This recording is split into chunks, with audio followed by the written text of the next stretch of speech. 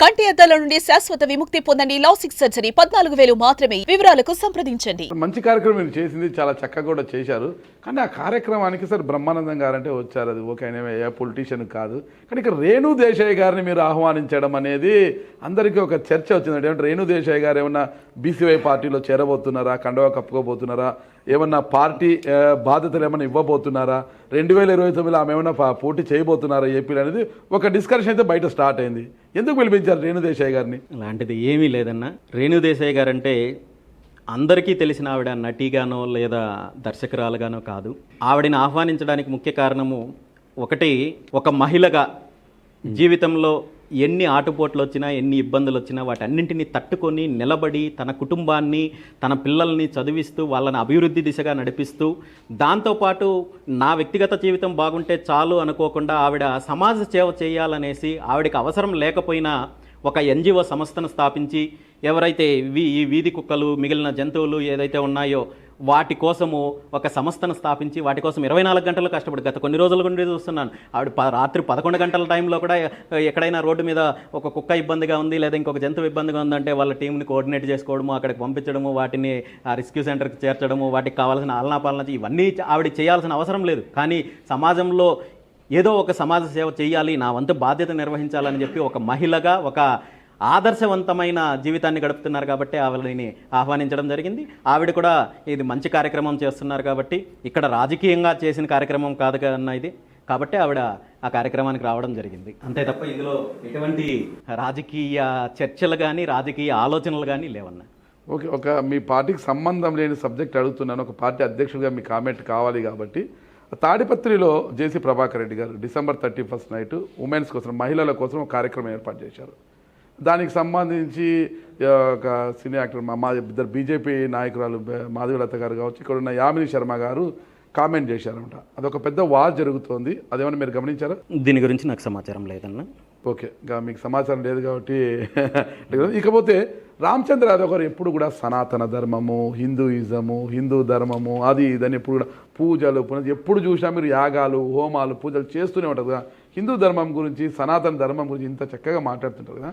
ఇక్కడ ఒకటే ప్రశ్న అండి, సాయిబాబా హిందూ దేవుడా, ముస్లిం దేవుడా అనేది కొట్టుకు చేస్తున్నారు. మరి సనాతన ధర్మం గురించి ఇంత తెలిసిన రామచంద్ర యాదవ్ గారు దీని గురించి ఏం చెప్తారు? సాయిబాబా హిందూ దేవుడా, ముస్లిం దేవుడా అంటే మీరేమంటారు? నన్ను ఏదో విధంగా వివాదాల్లోకి లాగాలనే ఆలోచనలో సనాతన ధర్మం గురించి మాట్లాడుతున్నారు.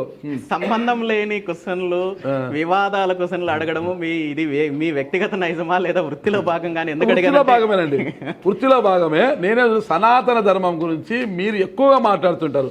మీరు పవన్ కళ్యాణ్ గారు ఎక్కువ మాట్లాడేది, మీరు పూజలు, యాగాలు, హోమాలు కూడా చేసినారు. మొన్న కూడా శతచండీ యాగం అనేసి మొన్న ఇంట్లో దాదాపు 42 రోజులు ఎంతో చేశారు. మీరు చాలా అద్భుతంగా చేశారన్నమాట. మొత్తం ఒక దేవాలయం, ఇంటిని మొత్తం దేవాలయంలో మార్చేశారన్నమాట. మొత్తం హోమగుండాలతో దేవాలయంలో మార్చేశారు. అందుకు అంత ప్రావీణ్యం గల మీరు సనాతన ధర్మం మీద సాయిబాబా గురించి హిందూ దేవుడా, ముస్లిం దేవుడు అంటే ఏమంటారు? దీనికంటే ముందు మనం తెలుసుకోవాల్సిన విషయం ఏంటంటే, సాయిబాబా ఏ రోజు, సాయిబాబా అంటే షిరిడి సాయిబాబా, షిరిడి సాయిబాబా, మిగిలిన సాయిబాబాలు కూడా కావచ్చు, షిరిడి సాయిబాబా కావచ్చు, పుట్టపర్తి సాయిబాబా కావచ్చు, సత్యసాయిబాబా, వీళ్ళెవ్వరూ కూడా నేను దేవుడు అని చెప్పలేదు. ఓకే, వీళ్ళందరూ కూడా గురుస్వరూపం. ఓకే, గురుస్వరూపంగా మనము గురువులను పూజించే సాంప్రదాయము సనాతన ధర్మంలో, హిందూ ధర్మంలో ఉంది.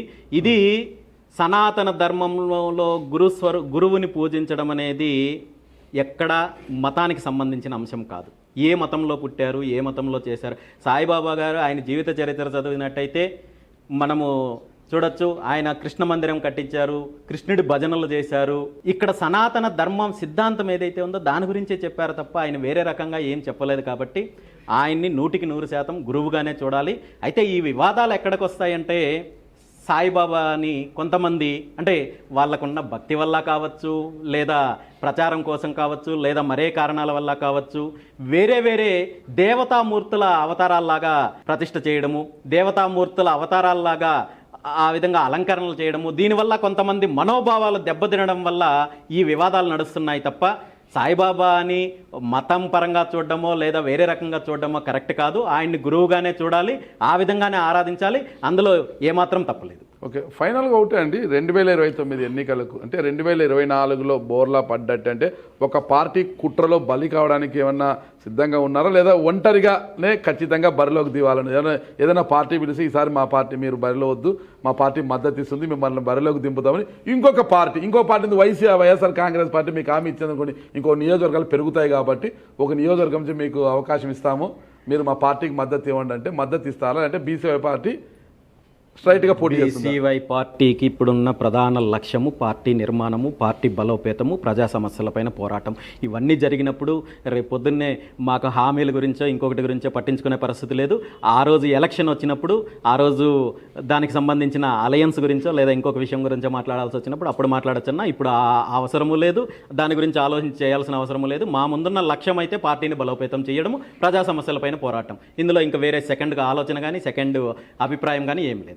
ఓకే, పూర్తి స్థాయిలో తీసుకుంటే బీసీవై పార్టీ యొక్క భవిష్యత్ కార్యాచరణ ఎలా ఉండబోతుంది? ఖచ్చితంగా సంక్రాంతి తర్వాత జిల్లా పర్యటనలు మొదలు పెడుతున్నాము. ప్రతి జిల్లాలో కూడా పార్టీకి సంబంధించిన నాయకులు ఉన్నారు, కార్యకర్తలు ఉన్నారు. దీనికి సంబంధించిన ఒక ప్రణాళికబద్ధంగా నిర్మాణాత్మకంగా పార్టీ నిర్మాణం చేపట్టి అదేవిధంగా ప్రభుత్వం చేసే ప్రజా వ్యతిరేక విధానాలపైన ప్రభుత్వం మంచి చేస్తే మంచి చెప్తాము, అదేవిధంగా వ్యతిరేక విధానాలు చేస్తే ప్రజలకు వ్యతిరేకంగా ఏదైనా కార్యక్రమం చేస్తే దాని మీద పోరాడతాము, పార్టీని బలోపేతం చేస్తాం. ఖచ్చితంగా బీసీవై పార్టీ ఏ ఆశయంతో వచ్చిందో ఆ ఆశయాన్ని సాధించేంత వరకు కూడా పోరాటం చేస్తాం. అందులో ఫైనల్గా తీసుకుంటే పాదయాత్రలకు ఆద్యుడు వైఎస్ రాజశేఖర రెడ్డి గారు. పాదయాత్ర చేసిన ప్రతి ఒక్కరు కూడా ఆ పార్టీ అధికారంలోకి వచ్చింది. అంటే భవిష్యత్తులో బోడే రామచంద్ర యాదవ్ గారు కూడా పాదయాత్ర చేసే అవకాశం ఉందా? చూద్దామన్న, కాలం నిర్ణయిస్తుంది, ఆ రోజున్న పరిస్థితులు నిర్ణయిస్తాయి. ప్రజల కోసము, రాష్ట్రం కోసము ఖచ్చితంగా ఏం చేయడానికైనా నేను సిద్ధంగా ఉన్నాను, పార్టీ సిద్ధంగా ఉంది. ఖచ్చితంగా మీరు ప్రజల కోసం మీరు ఉన్నారు కాబట్టి ప్రజలు కూడా మీ వైపు ఉండాలని, మీ వైపు నడవాలని నేను కూడా కోరుకుంటున్నాను. థ్యాంక్ యూ అండి, నమస్తే.